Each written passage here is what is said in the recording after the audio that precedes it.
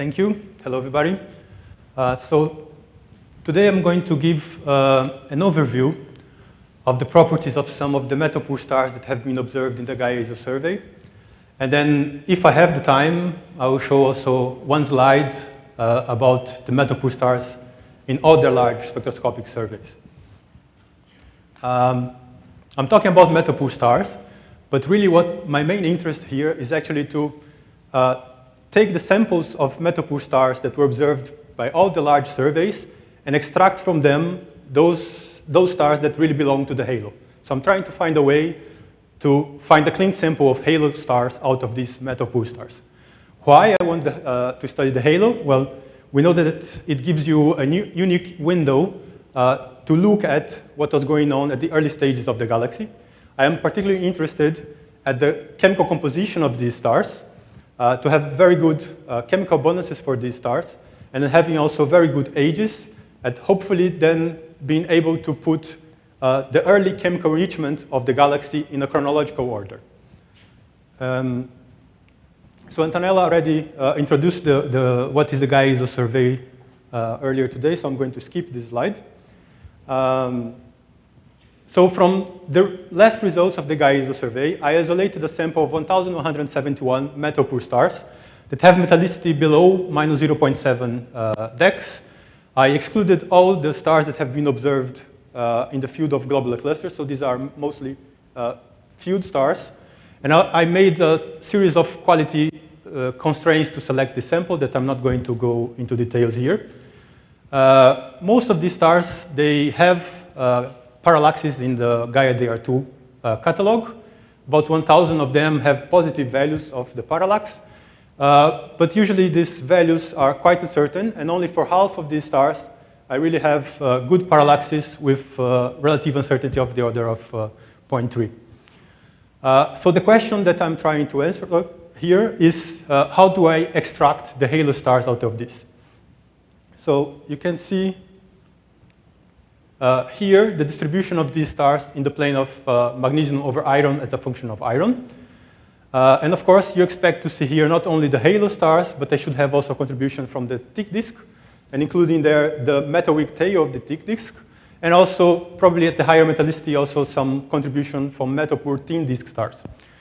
And of course, I know that I'm not the first person that is trying to select halo stars out of this kind of sample. So other people have done this before.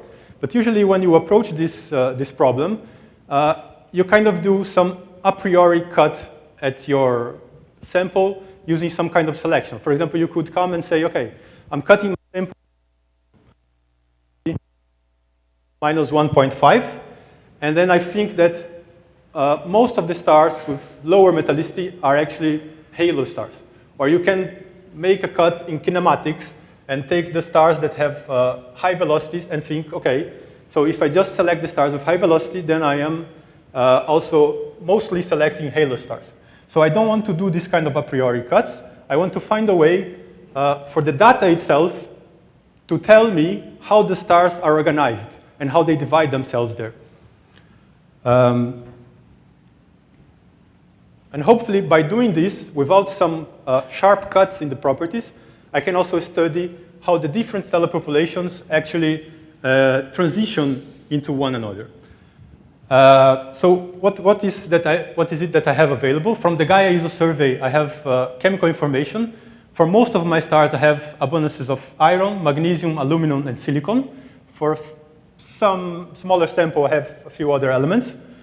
I also have the velocities computed based on Gaia-DR2 proper motions and distances from Baylor-Jones that are based on parallaxes of Gaia-DR2. The radio velocities that I used are the ones from Gaia-ESO. I also use this Gaia data to compute orbits for all these stars using the Galpot code of Macmillan. So I have minimum radius, maximum Zmax, eccentricity, energy, and angular momentum. I also computed ages for these stars using the Bayesian code by Mintz and Hecker of 2017. And what I want to do then is an analysis in a multidimensional space to find out how the stars are organized there. There is a part of the analysis that I'm not going to detail here, but where I basically concluded that the ideal thing to do was to concentrate on only these 6 variables. So this is what I'm going to show now. I'm building a 6-dimensional space composed of metallicity, magnesium over iron, the rotational velocity of the star in the galaxy. Then I have this other quantity that is just the square root of the square sum of the 2 other velocities. And I also have 2 quantities coming from the orbits, the Z max, which is the maximum distance from the plane that the star gets, and the eccentricity. And what I'm doing again is clustering. I'm applying a clustering algorithm, slightly different from one of the last talks. I'm not looking at the distances of the stars in this 6-dimensional space, but I'm using some clustering algorithm that is based on Gaussian mixture modeling. So basically what I'm doing is I'm trying to fit a 6-dimensional Gaussian in this space to find out the best way to divide my stars there. There are different ways that you can do that, and what I'm doing, I'm basically leaving the Gaussians completely free. So they are free to have different orientations and different volumes, different variances. So just to really find the best way to divide the stars there. And I let my algorithm decide what is the ideal number of groups to divide the sample there. What you do need to keep in mind is that the groups that the algorithm finds do not need to have to correspond directly to different stellar populations, because I am here assuming that the groups that I found, they have Gaussian distributions of the properties, and the real stellar populations do not need to have Gaussian distributions. So this is for a later step for the astronomer to decide if what the algorithm found really makes sense or not. To do the analysis itself, I had to concentrate on a smaller subsample of my stars, 375 of them, but selecting really the ones that have the best values of parallaxes and proper motions. And what the algorithm returns for me is that I can divide the stars in 5 different clusters, 5 different groups. And I'm plotting here the 6 quantities and how these groups look like. Of course, I don't expect you to understand that plot, but we can look at some at some cuts of this in this dimension. So of course, I will start with the usual plot of galactic velocities. And here you can see the 5 groups that were found. You have a group around here made of these purple crosses. You have 3 other groups here that kind of intersect each other, of the green triangles, the orange squares, and the red open squares here that you can barely see, but they are here. And you have this other larger group of these blue circles. And if you ever have done this kind of game using kinematics, you can see that this is very close to what you would, how you would divide your stars anyway. So the algorithm is returning more or less what you would expect. So I am calling this group of stars with high velocities as my halo. This is a group of 63 stars. Then you have this intermediate group here made of this intermediate population made of 3 groups, green, red, and orange, that could basically be associated to your tick disk. And there is a smaller group of stars that are basically rotating with the same velocity of the sun that you would, in principle, associate to the tin disk. You can look at different plots of different quantities. So here I'm plotting the Cartesian distances, so the galactocentric distance and the distance to the plane. These are quantities that were not used during my clustering, so these are independent from the results.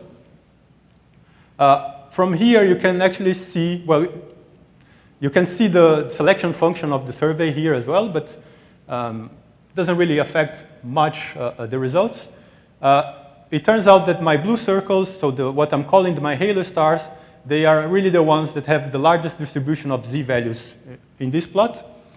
Then I have slightly different divisions here, because my green triangles and orange squares, what I was calling the tick disk, they really have basically the same distribution of Z distance, the distance from the plane.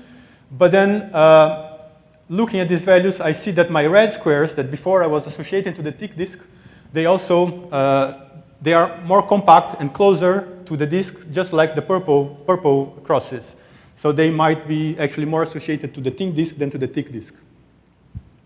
And the same conclusion I have when I'm looking at the orbital parameters, so Z max and eccentricity. I have the halo that reaches higher distances and have larger eccentricities. And then I have these green and orange components that have basically the same distribution of Zmax, but they have different distributions of eccentricity. But what I concluded after looking at this is that they are most likely the same stellar population. It's just the distribution in eccentricity is larger than what the Gaussians were finding. And the same is true for these other two groups that were found here. They are closer to the plane. They have these distributions of eccentricity, but they are probably one single stellar population. It's just that the distribution eccentricity is larger than what the clustering was finding. Of course, I don't want to do this only for my 300 stars. I want to do this for the larger sample. And I can do that by training the algorithm on the results that I had before. So I already know what the Gaussians I already defined the Gaussians that I have. So I can classify the rest of the stars based on these Gaussians. The problem is that if I do that, I have to keep in mind that I have more uncertain parameters here. And you can see that by looking at this group of stars here. So this distance is basically telling me that I'm looking through the bulge and through the other side, which is of course not true, is that the distances are very uncertain. So this division for these other stars is just very uncertain. The fact is that I have another population here that I was not taking into account before, which is the metal pool bulge stars. I played the same game with the other surveys. I don't find 5 groups on them. I find 11 to 10 in Gala, Rave, and Apogee. But if I force the groups to be 5, then for Gala and Rave, I find the halo with very similar properties. For Apogee, I don't, and I'm not sure exactly why yet, but it's ongoing analysis. And since my time is over, I'll just leave you with the summary, and thank you for your attention.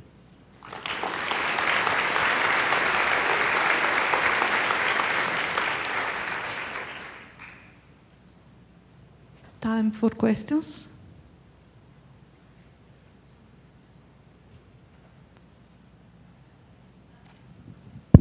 Marina Konkal, Western Washington University. So instead of dividing them by survey, why not merge all of them in just one giant catalog? That's my final goal. The problem is that there are systematics between the surveys that I'm still trying to access, and it's not that easy because when I restrict my sample to only the metal pool stars, there are very few stars in common. So there are maybe 2 or 3, and I cannot really judge the systematics out of this. But I'm still working on that.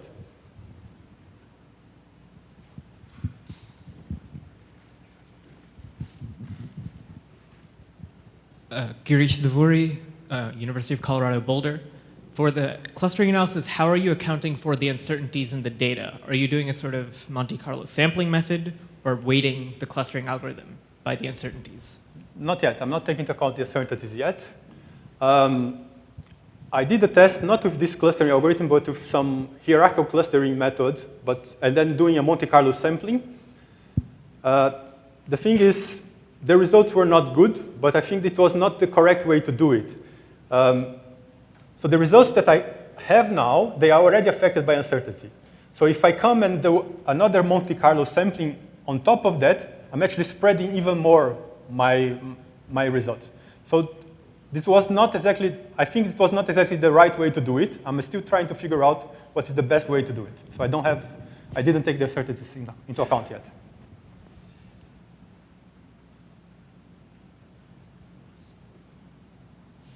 Any other question?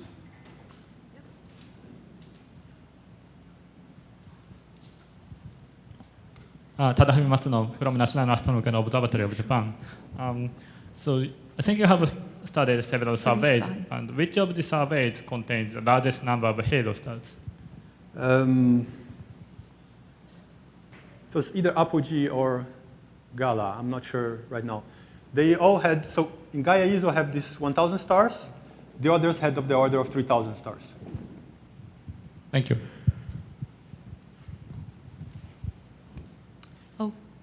Okay, let's thank the speaker again.